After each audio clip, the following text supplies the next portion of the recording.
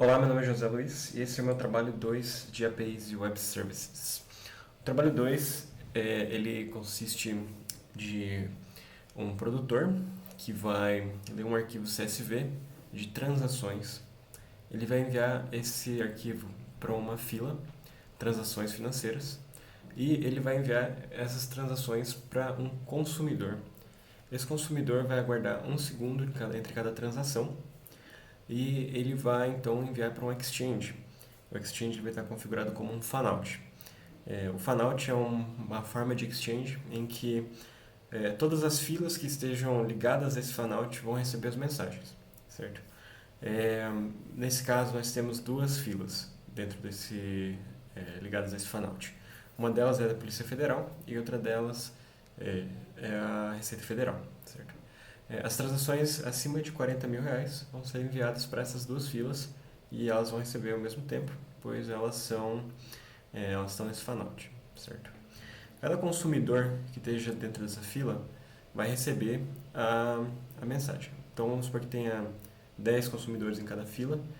Os primeiros dois de cada, aliás, os primeiros dois, né, um de cada fila, vão receber essa mensagem e depois ela vai seguir um comportamento normal de fila, certo?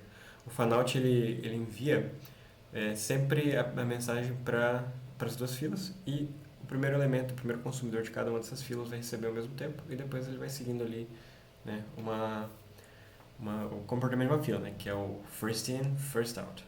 Certo? Primeiro a entrar, primeiro a sair. E aqui nós temos dois consumidores que vão representar, duas aplicações consumidoras que vão representar a Polícia Federal e a Receita Federal, certo? Então eu tenho meu arquivo CSV com as transações. Esse arquivo CSV então vai ser convertido para um objeto dentro dessa primeira aplicação aqui, o produtor, e depois ele vai ser convertido de novo para JSON e vai ser mandado para a fila, certo? Aqui eu tenho o meu produtor, eu tenho uma classe que é o RabbitConfig, que aqui é onde ele vai configurar a conversão, né, do objeto para JSON. Que eu tenho a minha classe no meu modelo da transação, o meu serviço de leitor de arquivo, que ele vai ler esse arquivo CSV, e aqui é a minha classe main da transação. Aqui então é onde eu estou configurando o RabbitMQ para converter, aliás, meu produtor para converter esses objetos em JSON. Então eu utilizo essa biblioteca aqui, o Jackson to JSON Message Converter. Ele funciona tanto para envio de mensagens quanto para recepção de mensagens, certo? Como um arquivo JSON ele é só um arquivo de texto, ele não tem tipos, né? Então eu preciso converter essa classe para esse arquivo JSON, certo? Então aqui é a minha classe, né? Tanto na aplicação Producer quanto na aplicação Consumer, que vai depois enviar para Exchange, eu tenho essa mesma classe. Porque aqui eu tenho esse objeto, esses atributos vão ser convertidos para o objeto JSON, para um arquivo JSON, e depois eu vou precisar converter de volta para um objeto para poder filtrar as transações. Então eu preciso ter essa classe lá, certo? Como um mensageiro ali, né, o RabbitMQ, ele é usado para comunicação entre aplicações distribuídas, nem sempre eu vou ter esse espelhamento, né, entre as classes. Porque partindo do pressuposto de que são duas aplicações distintas, às vezes de empresas diferentes, então esse um por um das classes aí nem sempre é possível, né? Então, muitas vezes você pode usar um DTO, mas como eu tenho controle de todas as aplicações, eu decidi simplificar aqui para salvar tempo. Então aqui é a minha classe leitor de arquivo.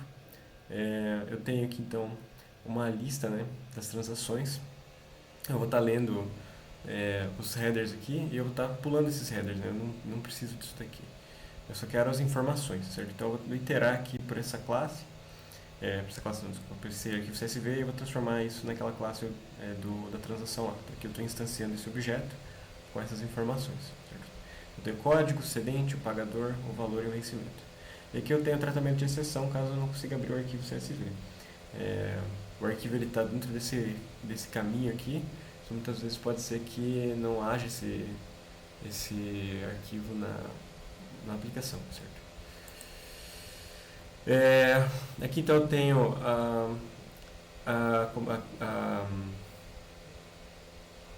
a criação da fila, né? Que é a minha classe main do producer, né?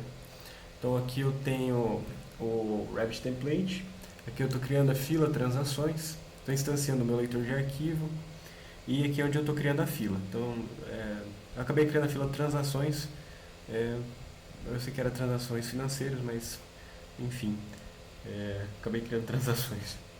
Acho que eu já tinha um teste com transações financeiras e ele não consegue subscrever essa fila, eu teria que excluir e ali eu acabei não excluindo. Mas enfim, mesmo princípio. Então aqui eu tenho o meu leitor, né? E eu estou iterando essas transações aqui e pegando então enviando essas transações lá para o meu leitor de arquivo para fazer essa conversão, certo?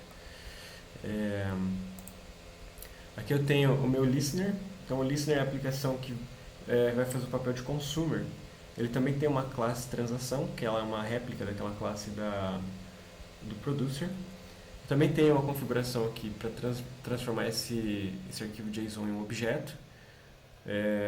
Minha classe aqui, listener.java, onde eu vou configurar, né, o listener, e o main ele acaba não mexendo muito. Então aqui, mesma configuração com Jackson to JSON. Aqui eu coloquei essa classe por causa, se eu não me engano, por alguma coisa no receptor, o listener, ele precisava usar essa classe aqui, senão ele não conseguia receber as mensagens na hora de fazer essa conversão. Então eu acabei usando essa classe aqui. Essa classe foi uma sugestão do Copilot, para falar a verdade. Eu não sabia por que ele não estava recebendo com a configuração simples, então acabei usando essa biblioteca aqui, esse método aqui dessa biblioteca. Então aqui eu tenho o meu filtro, né? Eu vou chamar o Rabbit Template. Aqui é onde eu vou definir o meu Fanout Exchange com a minha transação suspeita. Aqui ele está true para durable, então ele vai persistir essas mensagens. E aqui ele está com false, que ele não tem o auto delete lá. Eu vou me comunicar com a fila transações e eu vou processar essas transações num período de 1 segundo, certo? Então aqui ele está processando as transações. No console ele vai aparecer só o valor, ele acaba ficando mais limpo, então eu acabei deixando, mas ele vai enviar todos os cabeçalhos lá do meu arquivo CSV. Ele vai pegar esse valor, vai fazer esse check aqui, se ele é acima de 40 mil, acima ou igual a 40 mil, e ele vai enviar essa transação suspeita para as autoridades, certo? No caso, as autoridades é da fila, né? O consumidor da Receita Federal e da Polícia Federal. Que ele vai pegar o nome então do meu exchange e ele vai então enviar essa transação, que eu estou enviando a transação inteira, certo? E que eu tenho um tratamento de exceção caso não consiga processar a transação. Aqui então eu estou definindo as filas, certo? E eu estou fazendo um binding delas com o exchange key transações suspeitas, certo? É basicamente isso. Que eu uso a biblioteca do AMQP, né, para poder fazer esse binding. Eu vou estar declarando esse exchange e fazendo o binding. Aqui então é o meu listener, né? Eu estou lendo aqui a Receita Federal. Eu acabei fazendo um listener em Java, porque eu já estava com o listener da atividade 4, mas durante o desenvolvimento desse trabalho eu acabei fazendo em Python mesmo. Então, isso aqui é só da Receita Federal. Porque eu tenho meu listener em Python da Receita Federal. Esse listener foi tirado diretamente da página da Receita Federal. Desculpa, ele foi tirado diretamente da documentação do RabbitMQ. Então eu só acabei mudando algumas coisas, né? Que ele declara um canal, mas ele vai criar essa fila, eu não quero que ele crie essa fila. Aqui eu estou recebendo as transações e aqui eu recebo todo o corpo da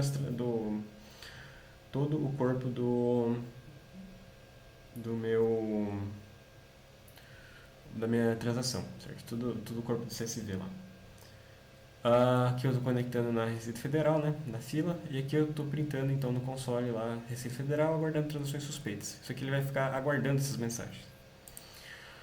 Mesma coisa aqui para Polícia Federal. Então eu só alterei aqui a fila e alterei o que vai estar esperando as mensagens. Como, é, como eu tenho aqui é, em Python, né, eu tá aqui seguindo o espírito ali de arquitetura de sistemas distribuídos, né? Só para não necessariamente a aplicação que vai ser a consumidora precisa ser escrita na mesma linguagem que a aplicação produz, certo? Aqui então eu tenho meu container do RabbitMQ rodando na porta 15672 para a parte da interface gráfica. E aqui é a minha interface gráfica então com a minha exchange de transações suspeitas, e ele vai estar mandando essas mensagens para a Polícia Federal e Receita Federal. Aqui é aquela flag lá, né, durable, e ele vai persistir essas mensagens.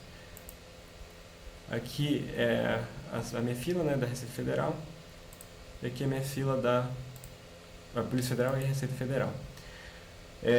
Questão da permanência dessas mensagens aqui, caso a minha aplicação consumidora pare de funcionar, eu consigo ainda receber essas mensagens depois que eu voltar a fazer ela funcionar. Então ele vai persistir essas mensagens.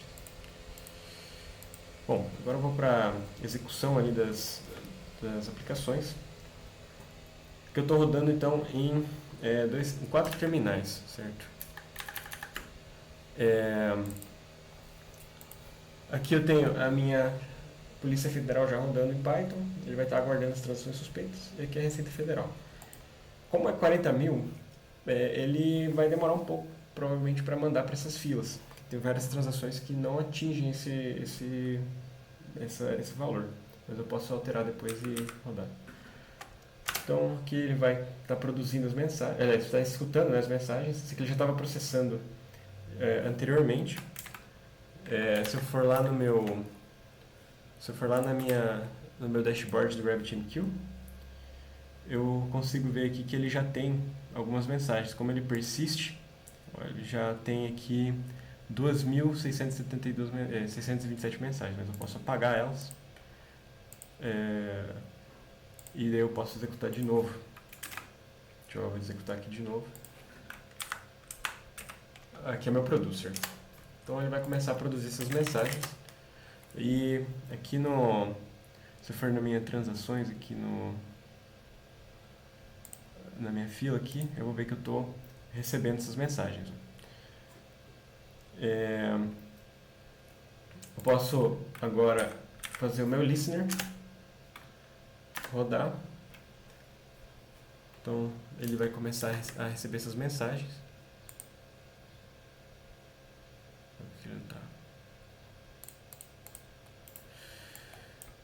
Acabei de perceber que ele não estava funcionando, mas agora ele está funcionando.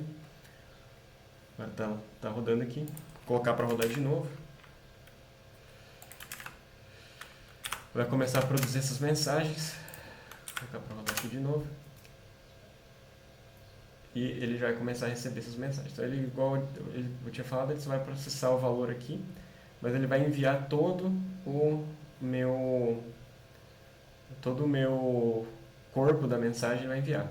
Como eu tenho aqui poucas transações que passam desse valor, são poucas que vão ser enviadas para cá. Mas como pode ver, como eles estão ligados ao fanout, as duas filas vão receber essa mensagem ao mesmo tempo. Caso eu quisesse mandar diretamente para cada uma com um valor específico, eu poderia cadastrar um binding key, né, que é uma chave de ligação, vamos dizer assim, com o Exchange. Eu poderia definir um valor, e esse valor seria, a partir desse valor ele mandaria para cada uma das filas, separadamente, né, caso eu quisesse. Mas o fanout ele ignora, mesmo que eu colocasse esses binding keys, ele ignoraria. Então eu acabo mandando para as duas filas ao mesmo tempo. Como são poucos os valores que passam ali, né, ele só manda os que passam de 40 mil, certo? Então, é isso, e fica aí a minha apresentação.